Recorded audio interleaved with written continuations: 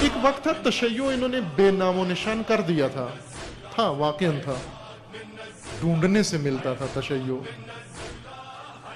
چونکہ تشیع فقط رسوماتی تھا، شیعہ رسوماتی تھا، رسوماتی اپنے علاقے کے اندر اس کی ایک ظہور تھا، حضور تھا، وجود تھا، اور ساتھ والے گاؤں میں کوئی اس کا وجود نہیں تھا۔ مخالف بھی تھے، شیعہ کے مخالفین بھی تھے، اس لیے مخالف تھے کہ کیوں یہ رسمیں بجا لاتے ہیں، سینہ کوبی کیوں کرتے ہیں،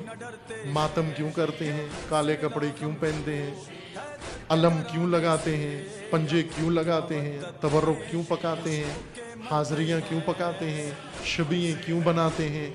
مرثیے کیوں پڑھتے ہیں، مجالس کیوں برپا کرتے ہیں، سڑکوں پہ کیوں آتے ہیں، روتے کیوں ہیں، ان چیزوں کے بارے میں اعتراض تھا۔ مخالفت بھی تھی، بھرپور مخالفت تھی، چونکہ دوسروں کو یا یہ رسومات سمجھ میں نہیں آتی تھی یا یہ رسومات انہیں پسند نہیں تھی، اس لیے ان رسومات کی وجہ سے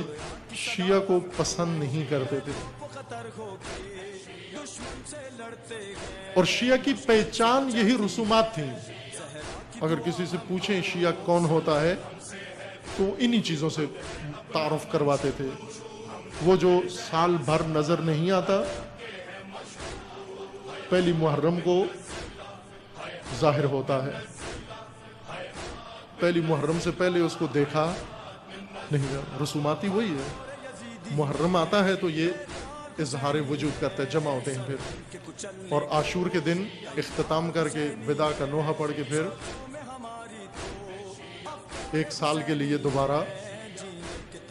منصہ حضور سے دوبارہ غائب ہو جاتے ہیں، اپنے کام کاج میں لگ جاتے ہیں، پھر دوبارہ اگلے محرم میں نوحہ بھی بنایا ہوا ہے، سید الشہداء کو بھی بلکہ خطاب کر کے کہہ دیتے ہیں کہ یہ اس سال کا کارکردگی تھی ہماری، اگر زندہ رہے اگلے سال پھر کریں گے، اور اگر نہ رہے تو یہی آپ قبول کریں، اسی پہ اکتفا کریں، اگر یہ آخری سال ہے ہمارا اور مر گئے اسی پہ اکتفا کریں، ورنہ اگر موقع ملا تو اگلے سال پھر آئیں گے۔ سال بھر ہم سے کوئی توقع، اس جملے کا یہی معنی ملتا ہے نا کہ عاشور کے دن اگر یہ کہیں کہ آئندہ سال زندہ رہے تو پھر آئیں گے، ورنہ اسی پہ اکتفا کریں، اس کا مطلب یہ ہے کہ اس کے بعد ہمیں تلاش نہ کرنا، ہم آپ کو نہیں ملیں گے، پھر اگلے سال آئیں گے۔ لیکن یہ حالت ختم ہو گئی تشیع کی، رسوماتی تشیع مکتبی تشیع میں تبدیل ہو گیا، رسوماتی تشیع نظریاتی تشیع کی حیثیت سے ظاہر ہوا، اور ایسا ظاہر ہوا کہ فٹ نوٹوں سے نکل کر شاہ سرخیوں میں آ گیا، ہیڈ لائنز میں آ گیا، اپنی پہچان کروائی، پہچان بنائی۔ اب تشیع کو اس عنوان سے نہیں پہچانا جاتا تھا کہ تشیع وہ جو سال میں ایک دفعہ نکلتے ہیں اظہار وجود کر کے پھر دوبارہ اپنی سابقہ حالت پہ واپس چلے جاتے ہیں، بلکہ اب تشیع کو تمام طواغیت اپنے لیے ایک خطر سمجھتے ہیں،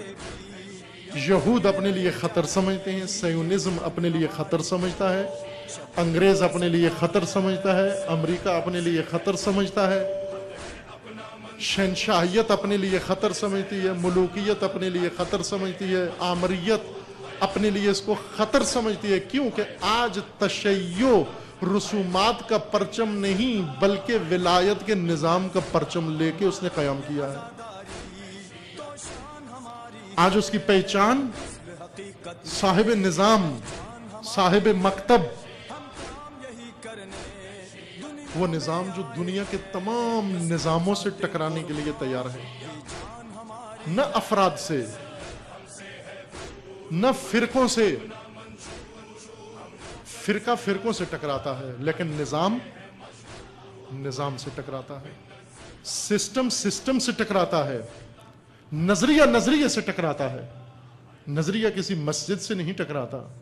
نظریہ کسی عمارت سے نہیں ٹکراتا، نظریہ نظریے سے ٹکراتا ہے، مکتب مکتب سے ٹکراتا ہے، نظام نظام سے ٹکراتا ہے۔ آج تشیع ایک نظام لے کر، پرچم نظام لے کر بلند ہوا، اب پہچان تشیع کی اور ہو گئی۔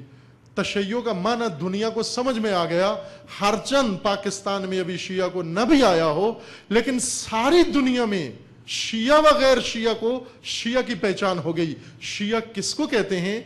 شیعہ تنہا وہ مکتب ہے اس عالم میں روئے زمین پر جس کے پاس ایسا نظام ہے جو طاغوت کی آنکھوں میں آنکھیں ڈال سکتا ہے۔ امریکہ مردہ باد، امریکہ مردہ باد، اسرائیل مردہ باد، اسرائیل مردہ باد،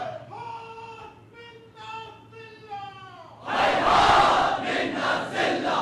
ہیہات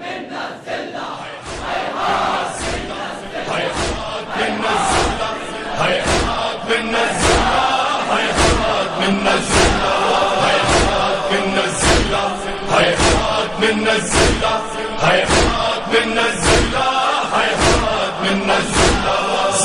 ہم سے ہے دور اپنا منشور، ہم کر زہرا سا اللہ کے ہے مشہور۔